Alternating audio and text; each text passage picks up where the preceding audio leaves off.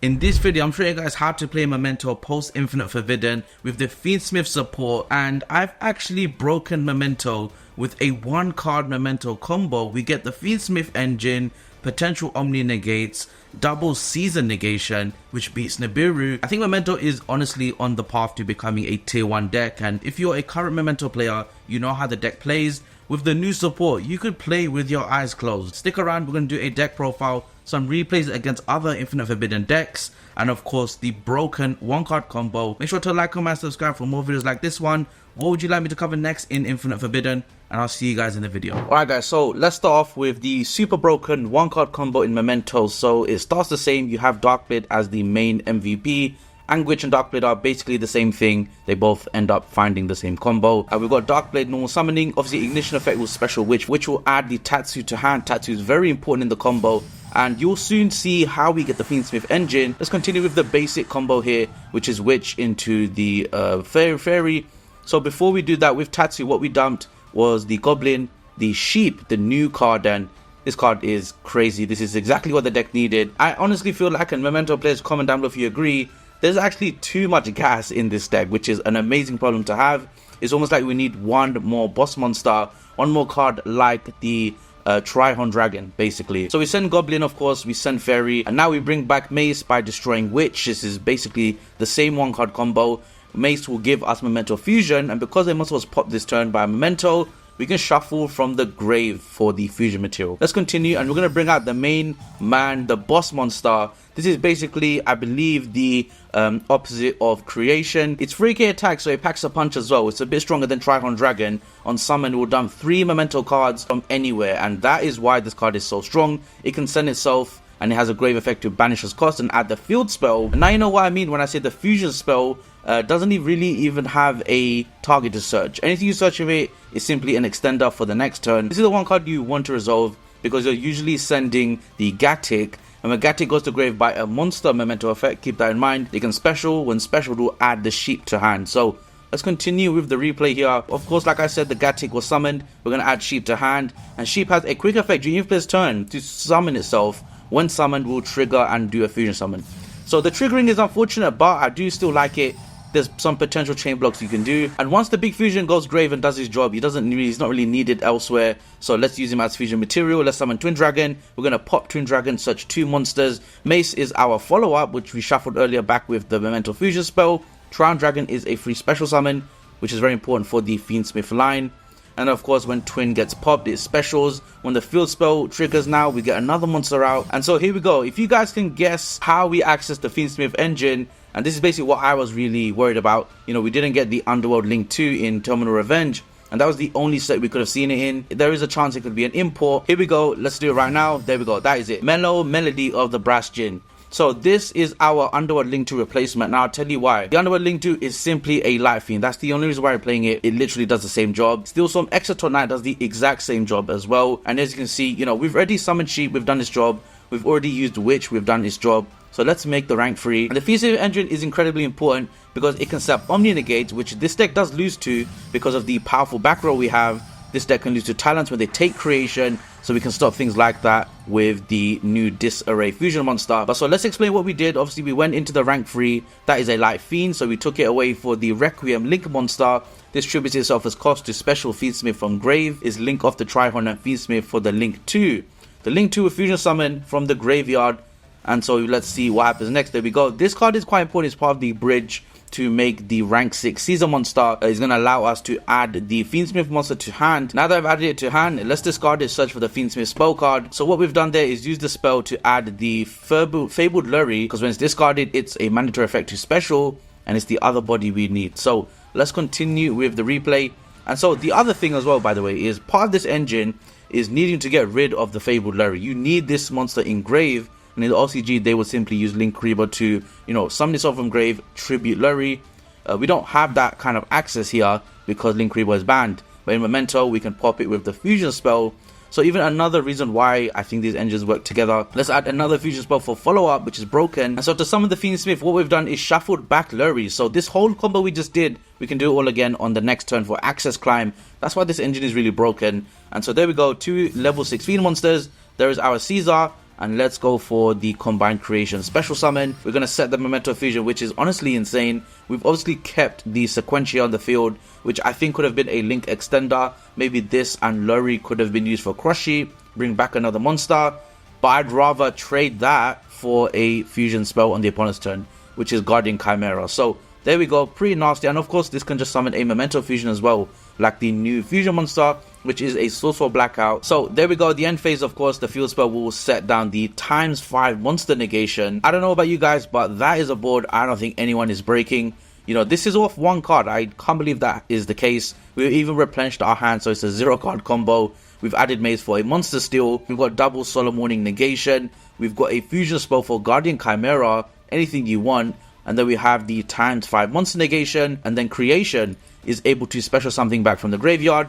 Maybe we have a Tri Dragon in the graveyard still. That is a pretty nasty board, guys. I feel like that is reason enough to take Memento very seriously. So that was the 1-card combo, but now let's move on to the replays, and I'll show you guys what the deck is like actually against Disruption. Let's get into it. Okay, so in this replay, we are going off against Tenpai. The opponent has obviously made us go first. So let's go ahead. We get Imperm on which is very rough for us.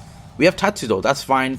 Never mind, they get Morned. And so our two very, very crucial bridges, let's say, have been disrupted. It's not looking good for us already, but that's fine because now what we can do is add the Bone Party with Talents, and then we go for the Tatsu combo. We get to dump all the monsters we showed in the combo. We get burned because of Morna. Let's special the Sheep, make Twin Dragon, add some cards to the hand like Trihorn, which is very important as a free special, and that gets to bring back Mace. Mace brings back the Memento fusion spell. You know what's coming next, make the big fusion combined Conqueror. And so from here we get to search the field spell, we get to send creation to graveyard, get the trap in graveyard, and there we go, guys. This is a pretty insane combo, playing through 2 disruptions, and you can see the opponent's hand. They have the 1-card combo OTK, they have droplets in hand. So wait a second, we just went into the Fiendsmith engine, and so now let's go ahead and do that. We're going to fast forward this a little bit. Again, with the bodies you spam on board, it's very easy to set up the Fiendsmith engine, and there we go, the Caesar negation coming in clutch, and now we have the Fiendsmith combo. Add Lurry, discard Lurry, special Lurry, and from here let's go into SP just for that extra protection if they Nibiru us, but also we needed Lurry engraved to bring back the Fiendsmith card. There is our combined creation special summon, and here we go. That is one of the worst boards to ever face off against. I don't think any deck is ready for this. And by the way, guys, you know, post-siding or even game 1 against Tenpai, make sure to summon the Omni Negate Fiendsmith fusion monster, which is going to be great against cards like Talents to protect creation, cards like Evenly Matched, Lightning Storm, because Tenpai is not going to be able to deal with the Cranium Burst in the battle phase. So I feel like Cranium Burst is anti-Tenpai. We've got a Imperm, Cranium Burst, and Fusion Spell face down, but let's see what Tenpai can do. They actually top decked a pretty decent card, but like we said, you know, we've played Tenpai before. We've got Tenpai videos on the channel. Let me know if you want to see an update Snake Eye Tenpai video. So we do an early Imperm. Let's flip up Cranium Burst, and then from here they go into the battle phase. Activate the powerful Kaiman card. They do droplets on the Kaiman card, and the reason why I didn't use Ash Blossom here, and I wanted to stop Talents, but they had double droplets anyway, so you know it worked out for us still because we have so much disruption. They summon a Fadra, which is actually a pretty good target here, just to bring back Zongdora, but because they don't have protection, it simply gets negated. And remember, with the Cranium Burst trap card, they have to attack creation. You know what's really funny is we're about to see creation go to 500 attack because of the negation. So in a very funny way, droplets actually could have hurt us, but luckily for us, they only had 1 more negation. Let's stop the Typhon. And so what you're about to see next is very, I want to say, unfair, borderline bullying, because watch the amount of stuff we do. And again, remember, because creation is a basically free special summon from the graveyard, we can simply go into an Appaloosa first play. Obviously we got the Typhon on board, so let's see how far we can extend. And obviously they have nothing in hand. I know what the Tenpais can do. They have nothing right now, so we are absolutely styling on them. But I still want to show this to you guys, you know, showcase what the deck can do if it has a turn 1 board, what it could do as an OTK option going second, which again, the Fiendsmith engine simply makes access code. And so you're seeing here just a spam of monsters here. The Fiendsmith engine going to Celine, can't special because of the arrows, but we don't care, there's just too much advantage. Simply just having fun here, taking out the board. We don't increase Axis's attack to take out the Typhon, which wouldn't have mattered because we have the boss monster on the board as well. And so I think we're about to see the actual boss monster make his appearance as well. There we go, there is combined creation. We have a Bone Party, and we shuffled in Trihorn, which is my favorite Memento monster. There we go, more style points. And I mean, guys, that is way too much damage.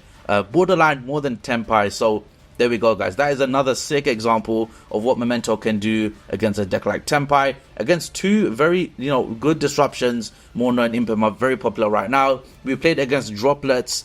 You could have asked for a crazier matchup and a good showcase as well. We were literally down to our last extender. Let's move on to the second replay though, against Voiceless Voice. This one's a little bit close as well. I don't think we even go first, so let's get into it. Okay, this replay we're playing off against Voiceless Voice, so let's get ready with the opponent going first here. We have an Impem on the low, which I think is quite good. You always want to hit low, but we do have an Ash for the pre-prep. What I find funny is the opponent has Impem Ash as well, so let's see what happens next. They start off, we start off with a Rotor. They're not going to Ash Blossom it. They have Fiendsmith. Okay, they stopped the Fiendsmith engine for us. That's fine. We have talents to draw too. And in this deck, I decided to play this as a gas board breaker deck. And previously, I did not like talents in this deck drawing cards that didn't do anything. But now with cards like Sheep, with cards like Memento Fusion, talents is insane in this deck. And so we've seen Darkblade. I think you know what time it is. It is full max combo. Not before we get disrupted though. So we have to find a way to get rid of it. But we do with Bone Party, with the Fusion spell. You'll love to see it, guys. Of course, with Darkblade, it needs to discard a Memento card for the back row pop. So we did that with Memento Fusion spell. And then from here, it's, the one card combo with Witch this time, not with Darkblade. We send with the Tatsu. We bring back Gatic. And we're kind of freestyling here. We don't have a set plan for the one card combo. But we're going second, so we're going to try and OTK them. Twin Dragon pops off. Gatic pops off. Let's add Darkblade and Trihorn. I'm pretty sure I messed up here, by the way. We didn't end up summoning Trihorn because we added it too early to our hand, but that's fine. We get the shuffle from the graveyard, which again is so broken, and Memento Fusion really is a power creep of a card. Let's pop off at the field spell. With the field spell, I'm not sure what triggers we have, but let's go into an SP in case they have Nibiru. So again, we have SP for the anti-Nibiru, and that is exactly 8,000 damage, guys. So another solid showcase of what Memento can do going second. The opponent had the same disruptions as us. I think even without the talents, we still would have been quite good because of the Memento Fusion spell in graveyard, popping and adding Bone back. So there we go, pretty solid showcase there. Let's move on to the deck profile though. This is the bit you guys have been waiting for, what I'm dubbing as Memento Fiendsmith. Alright guys, so starting off with the Memento Fiendsmith deck profile, let's cover the Mementos first. 3 Darkblade is the one card starter. You can see how powerful this card is with Gatic, with Sheep, with the Mace card. A combination of any of those will guarantee playing through any disruption. So as long as we have a Tatsu on the board or anywhere, that's what we care about. You could even go as far as adding Dagger, Donna for Hire, or the new Link to Reptile in the previous Legacy of Destruction booster pack to ensure that no non-Memento names are on the board. 3 Anguish, very important card, obviously is a good Celine bridge, and that's why I love playing this card and Celine. Celine bringing back Anguish is full combo, so very important in my opinion. 1 Trihorn Dragon, which is so relevant right now. We've got 1 Gatic in the deck. Still, you only need 1 Gatic, 1 Mace, 1 Goblin. We have, of course, the Sheep MVP card. Quick effect, you can special this from hand. If it's normal or special, it will perform a fusion summon. Unfortunately, it's not generic, it's tied to Mementos, but that's fine. That's all we care about anyway. Next up is 3 Bone Party, so this card is still very important. This card helps us dodge targeting negation, Princess Pops, things like that, which is running rampant right now. Every Snake Eye deck has 3 Mona, 3 Veiler, 3 Impem, 2 Memento Fusion spells, and I wasn't sure about this, but it makes a lot of sense because you really don't use the fusions as much as you think. And as you play this deck, because of how much gas it has, because of how much attack points the boss monster has and the extra deck toolbox is, you really only need 2. And if you're playing more than 2 and you end up using the third one, chances are you're just having a rough matchup, or you've probably gone second against Runic or Labyrinth. Definitely still 1 field spell, and this is even more searchable than before. You notice I'm not running Fracture Dance, and I much prefer running the Memento Fusion as my search target in the combo as opposed to Fracture Dance. I think Fusion Spell with Guardian Chimera, which I'm not running by the way, but it's definitely what I do plan to run. I might take out Celine Dark Charmer, or I might take out a part of the Appaloosa or Access Code, because you don't really need it. If you've seen the Fiendsmith package, this is exactly how it is. The second one ensures that we can do the whole combo again when it comes back to us. These cards just keep shuffling each other back to the deck, so yeah, you can really just recycle them.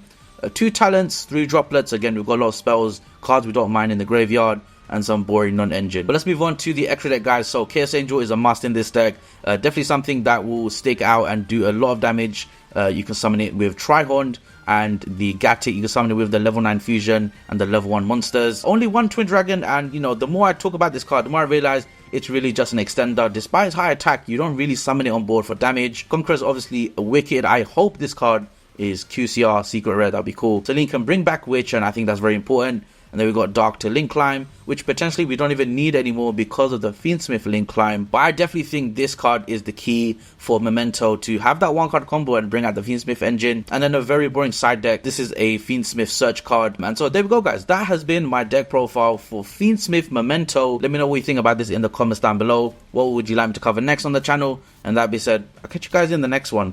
Peace.